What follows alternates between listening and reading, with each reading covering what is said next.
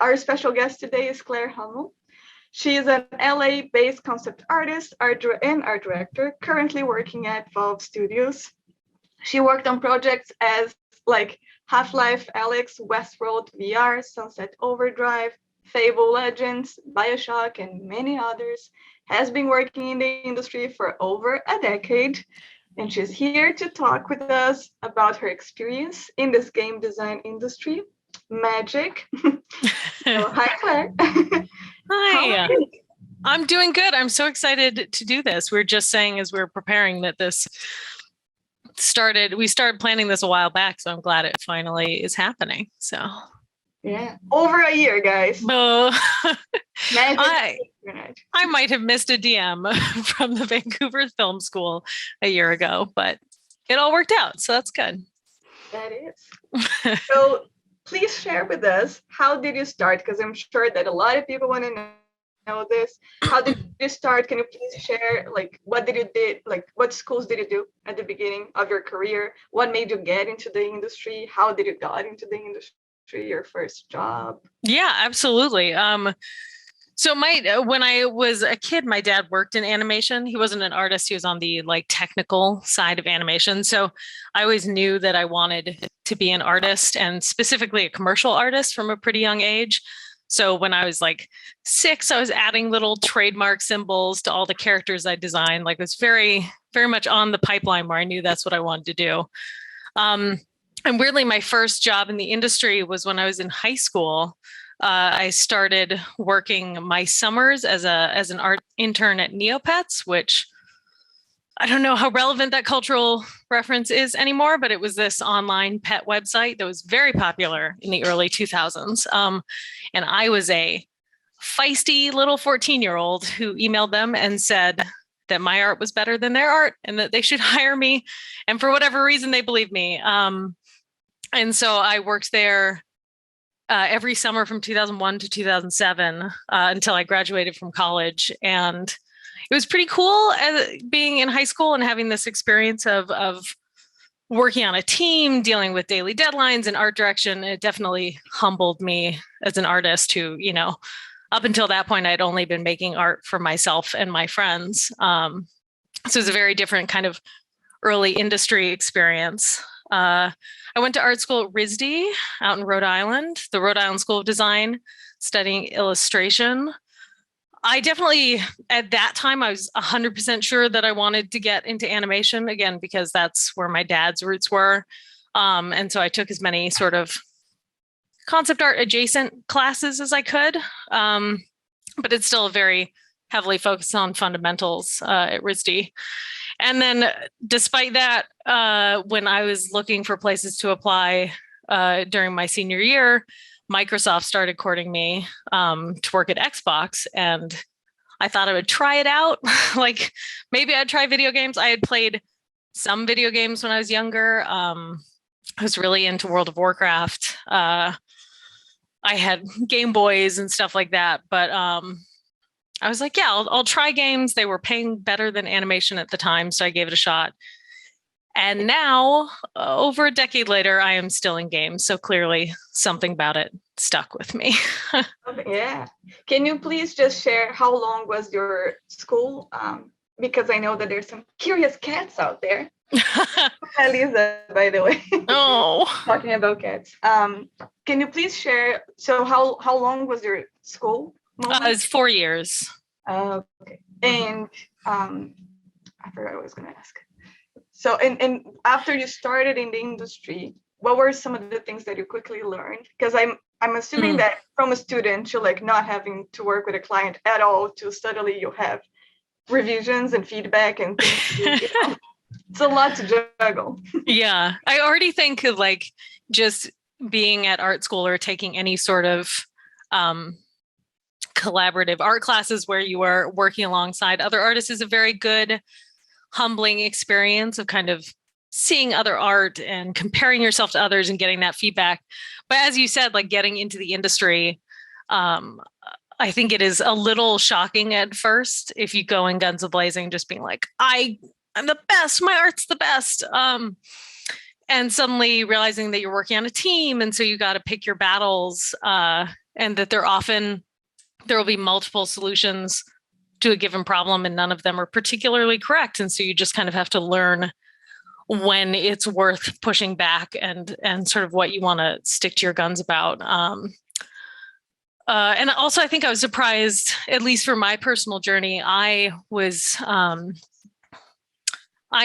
out of RISD being pretty character focused and character centric, which I don't think would surprise anyone. And I think a lot of young artists are very character focused.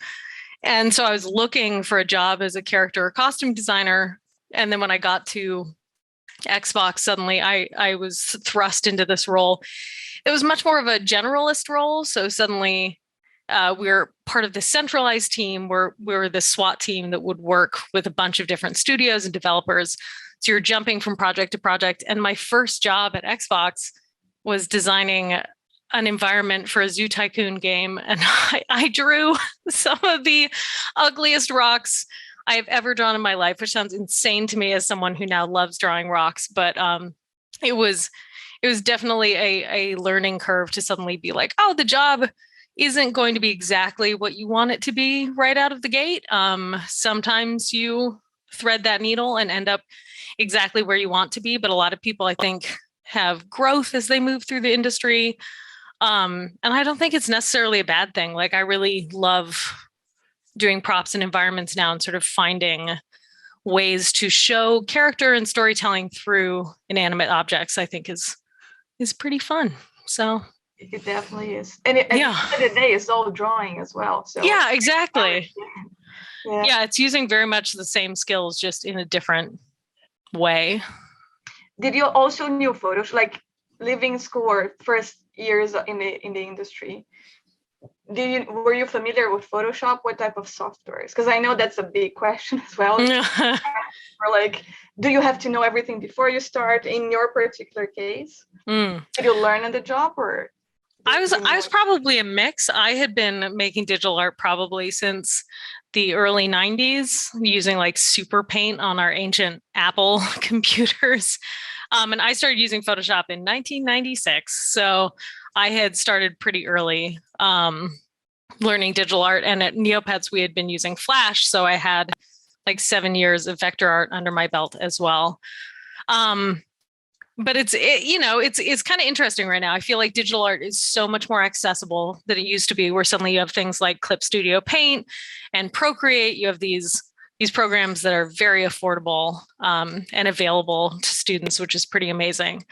And I think you just kind of have to find that mix where you will probably have to learn Photoshop basics once you're in the industry, but it's probably something you can pick up if you have experience in other programs, because there's a lot of sort of standardized stuff in Photoshop that isn't quite matched in other programs, especially something like Procreate. But just knowing how to make digital art, and if you're willing to take those skill sets and learn how to shift them to other programs, then I think it's pretty flexible. I knew a tiny bit of 3D going into the games industry. I had played around in 3D Studio Max and Cinema 4D, but I feel like I essentially learned as much 3D as I have learned on the job, because primarily I was using Maya in the early years. Now everything's Blender.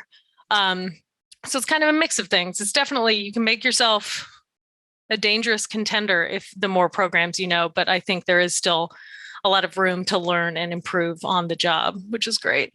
Yeah, for sure. We're always learning more. But I feel I just need to mention that you getting in the industry as 14, or some sort of industry, like working with clients and stuff, it's such a commitment that you have to be and make, which is admirable. I don't know if I would be able to handle any of this. I'm not sure if I recommend it to anyone, realizing that I gave up having a summer break for 7 years seems insane in retrospect now. I feel like a theme of this talk and every talk I give now is just like, make time for yourself. Don't overwork yourself. You will burn out. And it just always comes back to that, because you feel indestructible when you're younger. And I used to be a master of pulling all-nighters in my early 20s. And now I'm just like, I need 8 hours of sleep and I need to find inspiration and have other hobbies and find that balance. So yes, definitely. Having balance is very, very important. And for people who might not be as familiar with the pipeline in the game industry, can you please? Yeah, I feel like pipeline in games industry is definitely varied. It depends on your studio and what projects you're working on, and definitely like the scale of a project. Like an indie project is going to be very different from a big AAA game. But otherwise, it's pretty. I'm sure it lines up somewhat with doing visual development for animation and film, where you have a certain amount of time in sort of blue sky pre-production before diving into full production. It depends sort of also on the project as to how long you as a concept artist will be on the project. If you have some 3D skills, then suddenly your time on a project can stretch into building the game itself, because you can drop actual props and stuff into the game engine. But I definitely feel like something about games is that's different than film and animation is probably that everything you put on in the game has to be like completely functional in a way that you can't predict, because obviously with film and animation, you are flattening everything down to a final product that you're sharing with people. And there's so much in games that you are tweaking and changing up until the last minute because you just keep running into bugs. I feel like every game is full of bugs and you're just trying to make sure there are as few as possible. So like with Half-Life Alyx, we were updating textures in that game the week before it shipped. You are just like constantly pushing it as much as you can, or doing, release day patches and stuff like that. So it's a very interesting pipeline that way. I don't know if this is different from animation, but I do feel like games also have a lot more direct integration between concept artists and 3D modelers, because it's such a technical skill set on both ends. And there's so many weird technical limitations of games, and depending on the game you're making. So if you have to count for cloth sims and animation and poly counts and all of that stuff, I think you as a concept artist have to keep that in mind. And ideally, you are working sort of back and forth with the modeler if you can, because it makes everyone's lives so much easier if you were accounting for the next person in the pipeline instead of blindly just being like, I made this character with a ton of moving fabric and dangling bits and glowing eyes and intersecting alpha cards and all sorts of stuff that just makes their lives more difficult. So yeah, making people cry in the other teams is never a good option. Oh, it's such a bad idea. So would you say that the pre-production stage lasts around about the same amount of time than the actual production, because there's so much overlap? Perhaps. I feel like I'd have to go back and look at games I had worked on to kind of figure it out. It's interesting because so many things I've worked on, it was for like a chunk of production, but not the entire thing. Where it'd be like, oh, Westworld or Bioshock Infinite, I was brought on at the tail end to do character designs. Half-Life Alyx, we joined Valve. Campo Santo as a group joined Valve partway through that production. And so we were diving in. And I'm sure that had been in development for years before we touched it. So it can be something that, if you're at a studio that has that flexibility, it can be in pre-production for years. But I think it can definitely be I feel like you can get lost in the blue sky phase of things. I've definitely talked about this with my other friends in the industry, where sometimes the parameters of having direction, of like working within a box and kind of being able to bounce off the sides of it is really helpful, because you have to be really self-motivated to find purpose and make progress during the pre-production stage. For people wanting to get into that industry, what advice would you give a concept artist, so someone who wants to work with concept art for games specifically? Like what do they need to have in their portfolio to kind of show off their work? How can they make themselves more employable over time? Yeah. I would say basics are understand what a job entails, and making sure that your portfolio reflects the types of jobs that you are looking for and applying to. The number of times I've done portfolio reviews at GDC, and you see a lot of beautiful art, but it's a heavily illustration forward portfolio and isn't showing necessarily the techniques or the problem solving that goes into concept art.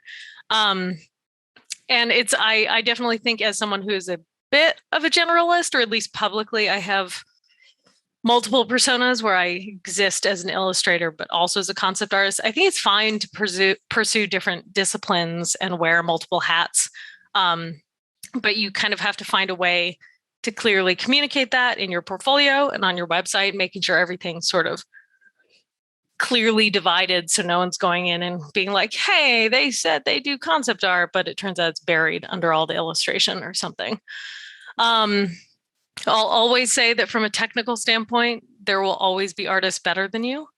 And so learning not to chase the idea of being like the technically best artist, but instead kind of finding that way, finding what you as an artist bring to the table specifically. Like, what about your lived experience? What about your passions outside of art, your personal interests? What about that makes you stand out and makes your work uniquely yours? Because it's just chasing the horizon if you try to be like, I am going to spend 1,000,000 hours in Photoshop to become the best photorealistic concept artist in the world. Because it's concept art, it's ideas. And so proving that you can communicate ideas, I think, is more important than polish, regardless of what the front page of ArtStation says. But yeah. Yeah, as long as it's readable and we can understand. Yeah, exactly. Yeah, some of my best concept art that has absolutely never publicly seen the light of day, but some of my best concept art is pretty ugly and messy, but it was just to communicate to the next person in the pipeline, and it did that job. So it was successful. Well, it definitely worked. Would you recommend artists learning 2D and 3D, or learning the Unreal Engine or Unity to work in concept art for games, or that's not necessarily? I definitely think if you can, I don't think it's a must, but if it is available to you, I think it's definitely worth learning like a little bit of 3D, especially when something like Blender is so widely available. And it's been amazing to see in the past couple of years during the pandemic, so many of my coworkers at Valve have made the switch from using Maya and Modo into using Blender, which is pretty remarkable. So yeah, having this free industry grade program that's available to you with a ton of different tutorials and stuff out there, it's absolutely worth looking into and trying to wrap your head around. Because knowing enough 3D to be dangerous is a fantastic skill set to have in your back pocket, even if it's just communicating to your coworkers and just understanding what they're talking about when they're saying edge loops or high res mesh or baking or any of that stuff, I think is super helpful. Also, when you're just doing concept art, I think knowing 3D, whether that's Maya, SketchUp, Blender, anything, being able to mock up something in 3D and then work on top of it is super valuable, because you're just trying to work faster and more efficiently. And so if I have to draw like a complex swirling staircase, why wouldn't I try and make it in 3D first before I take it into Photoshop? It just makes your life so much easier. Yeah. By working faster, you'll make more money as well. Yeah, exactly. In terms of engines, it's definitely a boon if you know engines. Even if it's not the game engine that a studio is using, it's still applicable. It still shows that you know your way around a game engine. So just poking around in Unity, understanding how to import an object and put materials on it and get it functioning and looking good in Unity or Unreal is pretty great. So I have a couple of questions coming up already from the audience. Mm. So what is, this is Haido asking, what are the most significant differences between working on AAA or AA games and independent game? Oh, that is a good question. I think the biggest difference is probably the scale of things on a traditional AAA game. Like you are one cog in a machine and you can be a very happy cog, but the decision-making process, I think, is so far above you.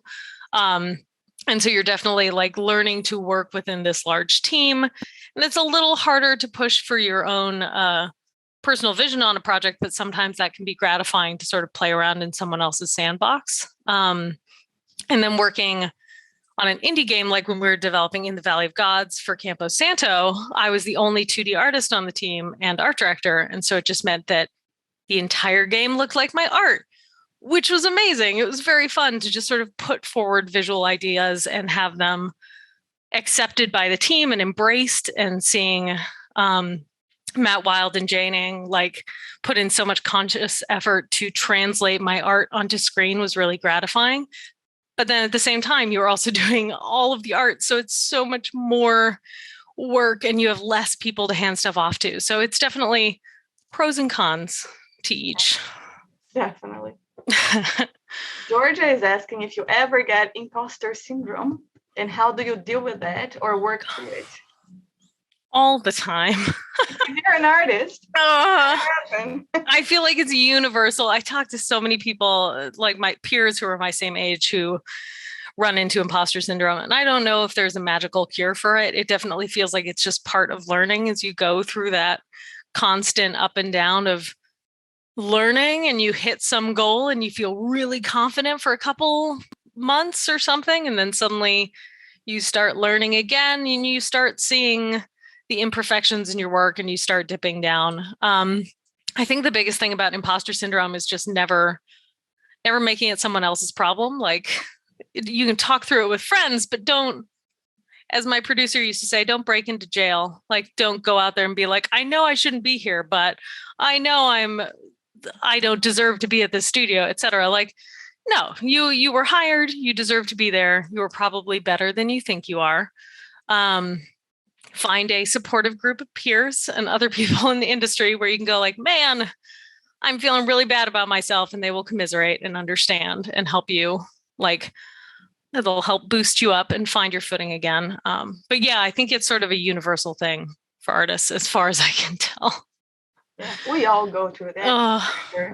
And I feel like just getting the confidence from trying things as well is very important. And then getting the facts for yourself. I feel like a lot of times our brain is really good at getting the negatives. So if you want proof of how bad you are, your brain is going to be like showing you all the stuff. Yep. But if you want proof for how good you are, we tend to be more hesitant into looking on that side of things.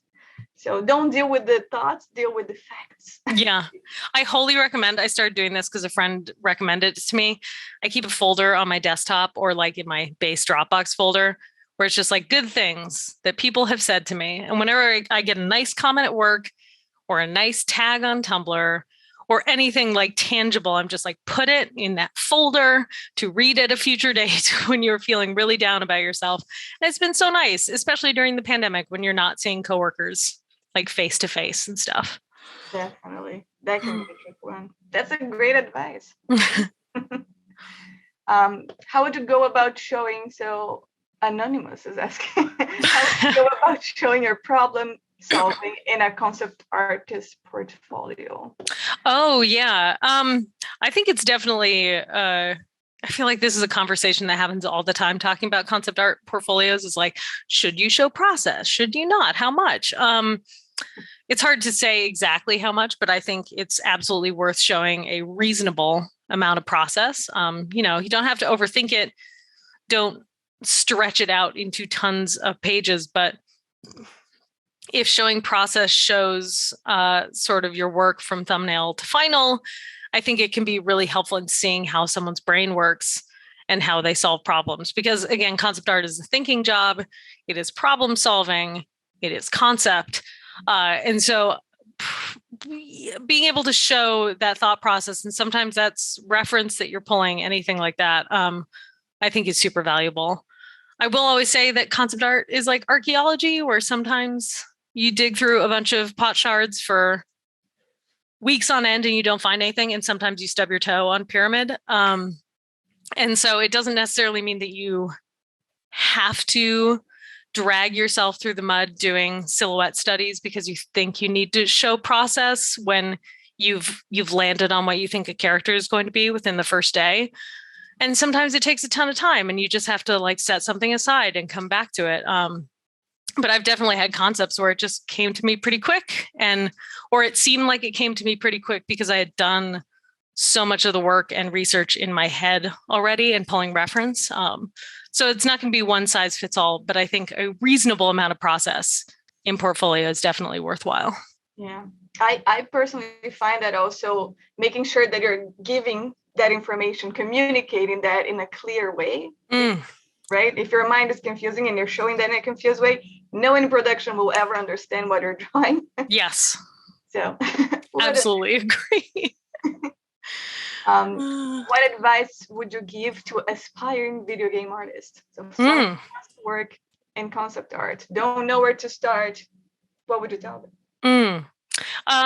Related to what we said earlier, I feel like I would have told myself to learn 3D a little earlier. Not to like master it, but it's just a very valuable skill set to have. And also whether it's 3D or any other industry adjacent skill set, taking time off to learn and grow instead of just sort of churning when you're running into art block. I think if you can ever end up at studios that want to make time for you to learn, I think that is immensely valuable. Because so often, especially during those blue sky pre-production stages that we were talking about earlier, you can just find yourself churning and just not making any progress. And if you have a chance to be like, oh, I'm going to take a clay creature sculpting class or a painting class through schoolism or something, it can be such a great way to kind of still feel productive, but break your brain open in a new way. And I think keep that ball moving as well, because I find that a lot of times the fear can paralyze, also, especially if you have absolutely standards for what you think you should be doing, and then you don't do anything because you don't think you can achieve that. Yeah. Especially if you don't have 30 plus years of experience. Yeah. So just be careful. I do think also, again, when I was talking about burnout and stuff, at most of these jobs, you're being paid for a 9 to 5. And I think it's really tempting when you're young to work late hours and work weekends and do all of this stuff just to prove your worth or show off or something and make a good impression. But it's so bad for you in the long run. And it means that you are setting that bar for other people and they'll add up, and it just takes you so much time to recover from burnout. So I think really making that time to find time for work, but find time for yourself. It's fine if you want to stay up making art in the evenings, but if you can focus that on your own personal passions and projects, I think it will pay out in the long run. Because so often I would stay up working on stuff for games that never saw the light of day. And so it was great in the moment, but it's a ton of work that just sort of went into the ground. So yeah, work-life balance. Yes, always. We're seeing what we said to young Claire before. Oh, if only. True. That's true for all of us. People were asking also, what is between Unity and Unreal software, which one is more predominantly used? I feel like Unity is probably, Unreal is probably, God, they're both U words. I know. I always get them mixed up. Mess me up. I feel like Unreal is probably a little more common in AAA spheres. I think Unity, because of its ease of access, is more common in indie spheres, especially since I think Unreal has a harder learning curve, but then it has a lot of support at the top. And Unity has a very easy entry point. But then it takes a lot more tweaking and like homemade tools to make it do exactly what you want it to do. This is me speaking from maybe a couple of years ago, because primarily we've been working in Source 2 in Valve's engine. But both are absolutely valid tools. Because so many studios you might work at will have like bespoke engines that only they use. And so you'll have to learn an engine all over anyway. Yeah. I guess understanding the 3D basics, and then if you really want to get into games, choosing one of those mountains to climb, you will eventually probably have to learn the other one at some point in time, Yeah. depending on the production you're in. Yeah, because I learned Unreal at Xbox, and then I went to HBO and we started using Unity. And then we hit a ceiling on Unity. And so we started using Unreal. And then I joined Campo Santo and we started using Unity. And then we joined Valve. I started using Source. And so it just it's all over the place. Yeah. It's all over the place. It will depend on the pipeline. It will depend on what person is in your art director in that case as well. Yeah. People have specific needs depending on the production always. Someone is asking, are there any big changes in the industry you've observed from when you started as a new person, baby Claire, as the person you are today? So what are the challenges that you feel like people did or went through at the beginning versus now, if they want to get into the industry? So differences in getting into the industry, or? Yeah. I believe that's where they're coming from. So okay. Big changes that you saw in the industry from what was the big challenge for you to get in the industry before versus now? Because got it. I think it's there's an interesting catch-22 of it being simultaneously so much easier to get your work out in front of people, in that there are so many more platforms available to you across social media, across like places like ArtStation. At conventions, there are just so many more venues for you to get your work in front of people and also to talk to industry professionals in a way that I don't feel like there was in like 2010 or whatever.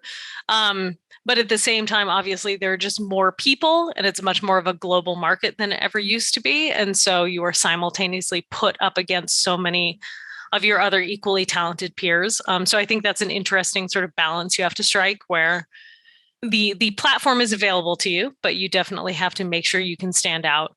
I do think the industry is slowly but surely getting better in terms of seeing like women, people of color, queer people in the industry. Like there's so much more visibility and opportunities. And I will not say the problems are gone, because one of the biggest problems is executive and directorial teams are still extremely white and male. And so it's been like, it's a slow process for that to trickle upwards.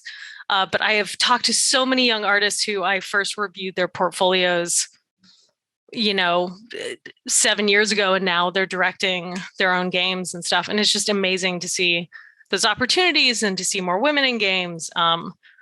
And it definitely feels like the landscape is changing, which is great, because it's like we will just make better games if we have people from more diverse backgrounds making them. And you can really kind of feel that within the industry, which is nice.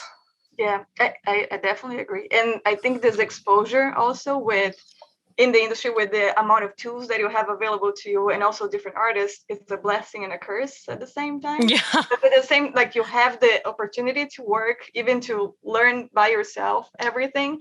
But then you also I feel like doubt your abilities a lot of times, or get distracted or overwhelmed because of all that content that is being produced. It seems like it's a very fast thing, especially on Instagram. Oh my God, absolutely. Things, they don't show how hard it is when they have creative blocks. Like no one is sharing the bad stuff. I have so many people who are just like, have you heard of art block? Have you ever experienced it before? And I'm like, every day of my life. Oh, I'm so sorry I don't talk about it more. But like everyone I talk to, it's so interesting. Like, especially my friends who seem like they have it all figured out, and everything they post to social media just blows my mind and inspires me. And they're like, yeah, it was a struggle to get that piece out. And it's amazing to hear this. Like, yeah, every piece is, you're fighting the piece until it looks good enough. And it's, I'm sure there are some auteur artists out there who can just churn stuff out without thinking. but you are not alone. And also like stepping away from ArtStation and Instagram and finding inspiration in more, in books, or just go read a comic or anything where you are just kind of experiencing something on your own time, and stepping away from the internet can be very helpful. Yeah, I find that going back to the place where you started, like what made you actually go into this industry and start following this path, trying to recreate that moment, that being with songs that you used to listen to, rewatching movies that inspired you, that type of thing can really help. Is there a specific thing that you find the hardest to draw? Oh. Everything. Life. Yeah. I am proud that I can draw pretty damn good horses and hands. I'm very happy about that. I don't know. I feel like I can definitely I theoretically enjoy designing like hard surface sci-fi stuff, but I do not have the innate skill set of some people who can just really smartly whip out sci-fi spaceships and rotate them in space and draw them perspective without overthinking it. I think requires a really particular type of headspace and a lot of practice. So I feel like that is definitely the thing where when I'm called to do it at work, I'll be like, oh, I'll do it. It's going to take me 4 times as long as some of my coworkers who like specialize in this thing. But the more you do it, the faster you get. So definitely.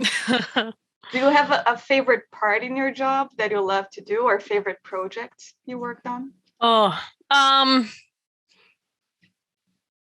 weirdly, probably like the research phase. I'm just, not to toot my own horn, but I'm very good at research and I love doing it. And I love like organizing reference and pulling it together and combining stuff and finding sort of the heart of what you want a game to be. And so I do really enjoy that stage. The only curse is that you can just fall down these rabbit holes on Wikipedia that you never come out of if you spend too much time researching. So it's important to bounce between like looking up research and then getting the raw ideas out of your brain and then jumping back in. But I really enjoy that process, especially when I'm working on something that has any sort of like real life reference to it, whether it's modern day or historical or animals or anything like that. I think that process is super fun.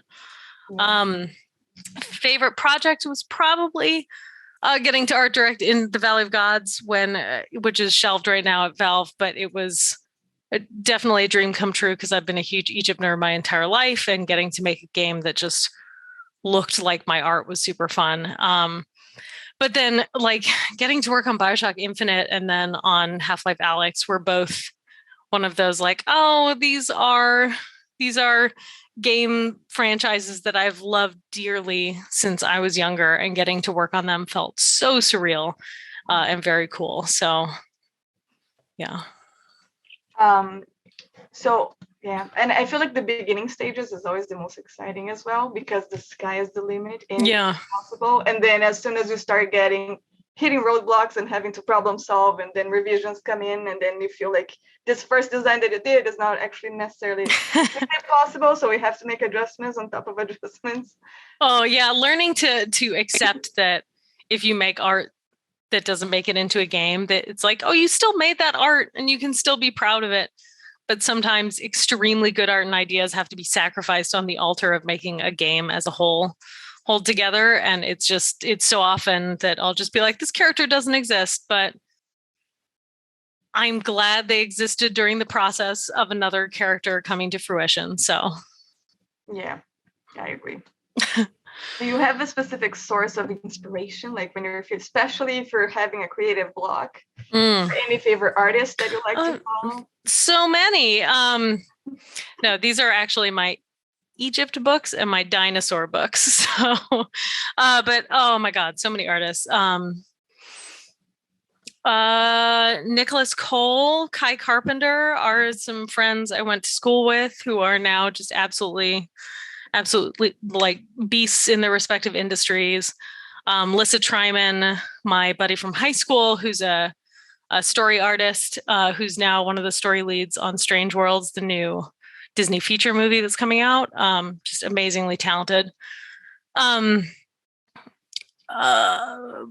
Becky Cloonan,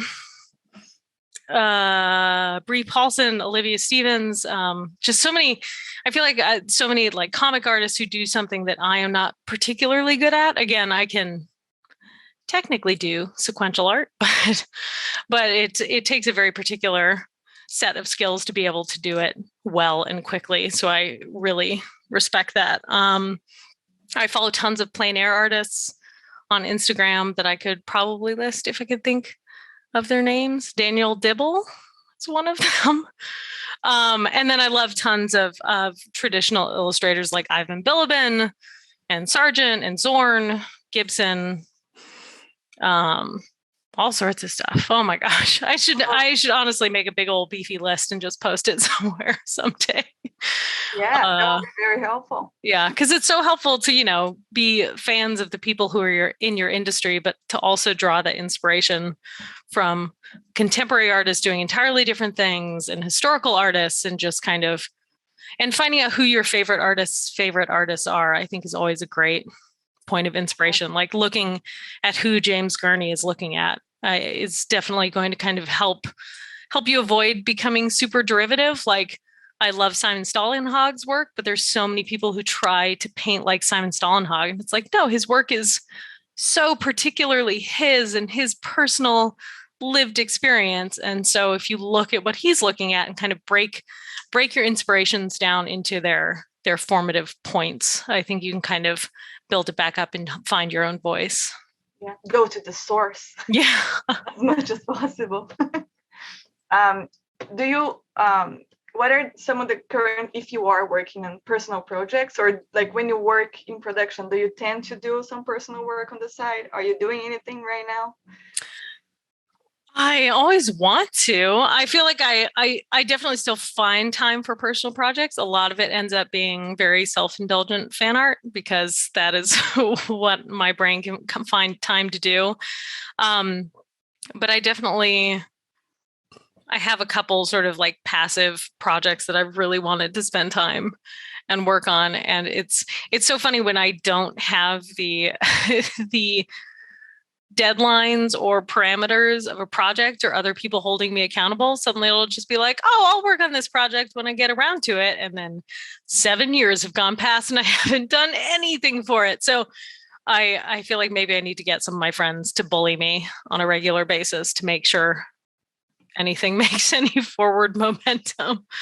But I do still try to find time to make art in my free time, and like going out and doing plein air sketching and stuff like that is super valuable to me. So yeah, that can definitely happen. I remember when I was going from production to production, completely different styles, there was a short, brief moment where I have a little bit of free time after work to work on my stuff, and I didn't even know what my style was anymore at that point because you're having to adapt and where. Let's go back to the questions. I do want to say you were talking about kind of losing your style while working on other projects, and I just want to say like that is so.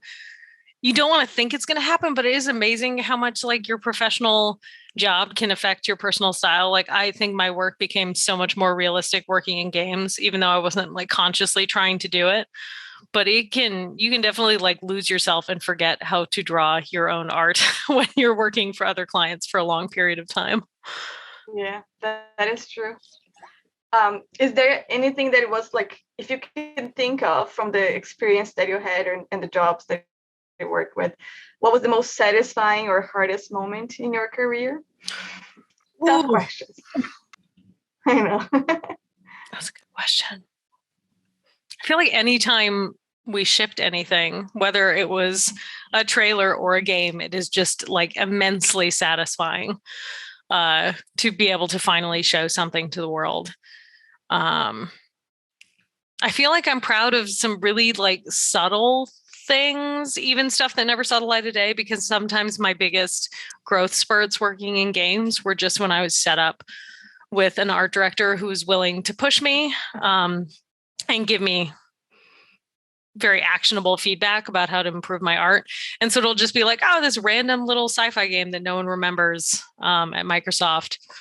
And I was doing these character portraits and I got feedback from from my art director, and she just kept pushing me to redraw it and redraw it and redraw it. And it was like a breakthrough in my brain for how I was painting characters. And it's the most mundane little thing. But the fact that that has stuck with me for the past 10 years or something is pretty remarkable. And just anytime I get to see cosplayers of my characters is so cool. Like I've seen so many Elizabeths and Lutece twins from BioShock Infinite, and it is so humbling and so cool to see anyone making art based off of your art. Yeah, that's when you become famous. Very then, cool. then you can start selling your autographs. Just profit from it. Some people are asking about gathering reference. So how long does it take you to gather reference usually? And what is your process? Like, are there, as you mentioned a little bit already, books, Pinterest, I'm assuming, Google, things like that. But in pre-production, how long do we usually have for that? The sky is the limit. Things. I feel like I'm rarely just pulling reference. I'm usually pulling reference while I'm working, and sort of jumping back and forth between, I get an idea, I pull reference for it, I work on it, I decide to extend that idea, and so I jump back and forth. I use PureRef a lot, which is a desktop program where you can arrange concept images dynamically. It's so much better than just putting them in Photoshop or scrolling on Pinterest or something. It's just very easy to use. And there is a similar one for iPad, VizRef, that does the same thing, which is great for when you're working in Procreate or something. And I always think if you have the ability to write down the information about the reference you're pulling, because the number of times that you'll need to come back to it or search for a similar thing, and not just blindly pulling stuff because of aesthetics, but if you're just like, oh, this is from Cairo in this year, or this is an Inuit thing from this particular place in time, it can be so much more valuable to you than just being like, cool jacket that I like the look of and I'll never find ever again.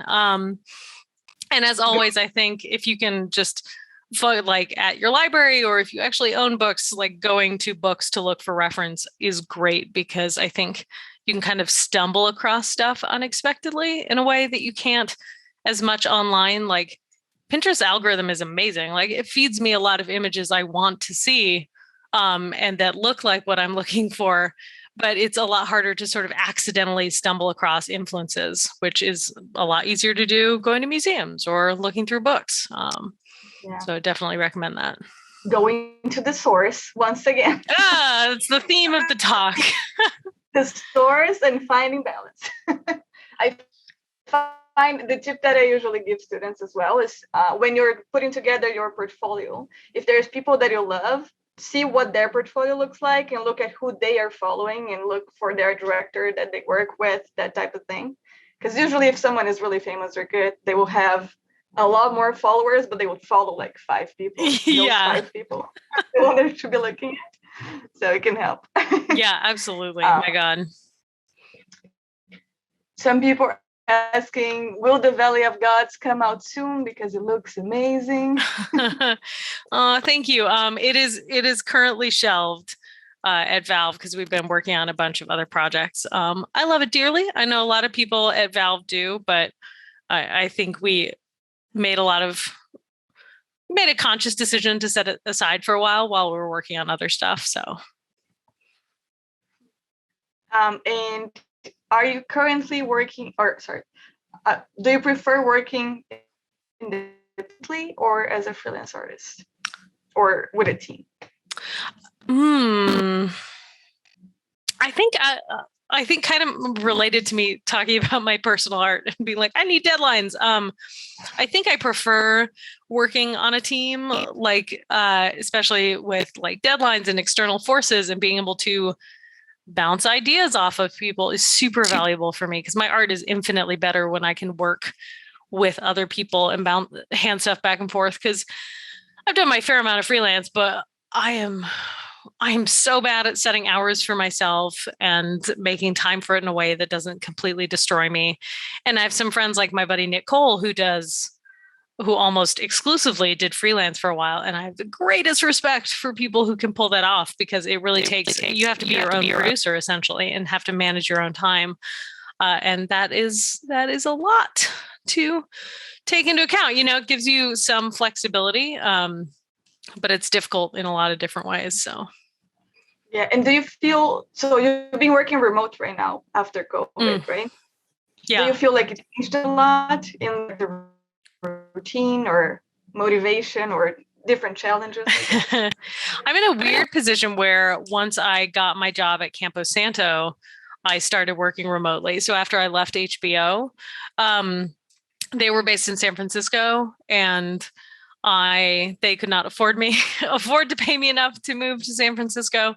And so I was working remotely from Seattle for them. And then when we joined Valve, I stayed remote, even though I ironically had moved from Seattle to Los Angeles. If I'd stayed in Seattle, I would have worked out of the office in Seattle. So I at least had some runway leading up to the pandemic in terms of working from home, where I would work from home, fly out to the office for a week or two every month. And I'd gotten pretty used to that. I think what's changed is now that it's kind of even the playing field, where everyone else is also often working from home. So there's a lot more activity on Slack and in Zoom in a way that there wasn't necessarily when I was split from the in-person teams.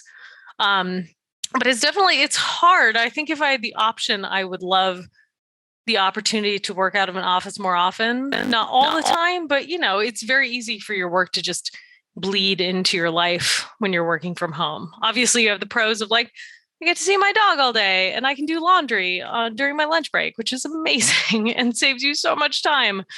But I really do miss just the camaraderie of being in person, at least for part of the time. Yeah, a hybrid approach, I think, is ideal. Yeah, that's the dream. That is the dream. Do you have, so our time is almost up, guys. If you have very specific burning questions, you have 1 minute to send them over. Do you have any specific plans as a concept artist for your future? What are your plans coming up? What amazing things are I'm working on a lot of fun stuff that I can't talk about at Valve, which is always a fun stage to be in. But there's so many amazing, talented people at this company. And it is really fun to be inside everyone's heads when we're working on these projects. I definitely look forward in the future to art directing again, to being able to really own projects and tell I really love telling just very kind of human, mundane stories. Because I've worked at so many studios where the focus was, working at Xbox, you were making cool, badass characters.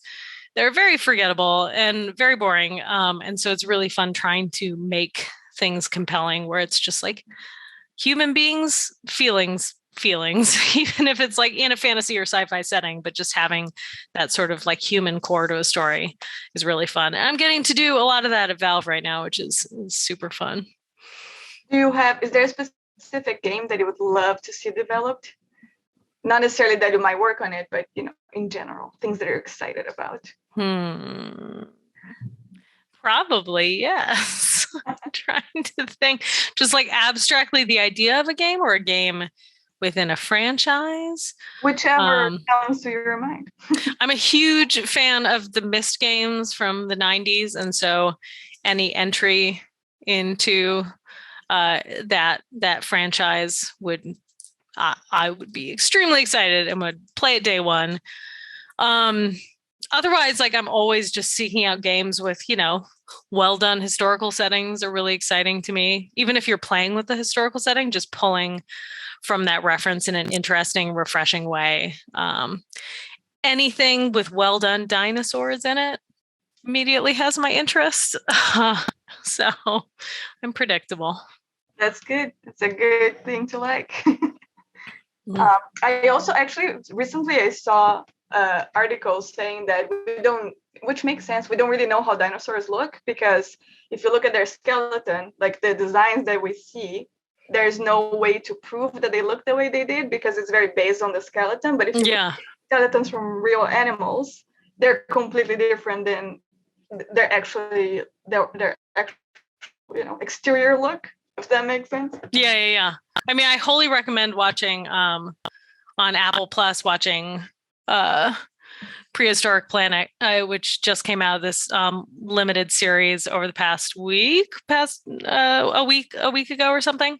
Just has some of the most beautifully realized dinosaurs and prehistoric animals that I've ever seen, and they're consulting with so many amazing paleo artists, so it just looks so good. And it's been very fun following the discourse on Twitter from all the dinosaur artists I follow, who are just getting like charmingly hyper nitpicky about just being like, well, the lip on the Tyrannosaurus was like a little too low, or like the positioning of the arms. And it's just very fun to see people get so excited about this kind of stuff. Yeah, for sure. That's really cool. Thank you very much. Bye, guys. Bye.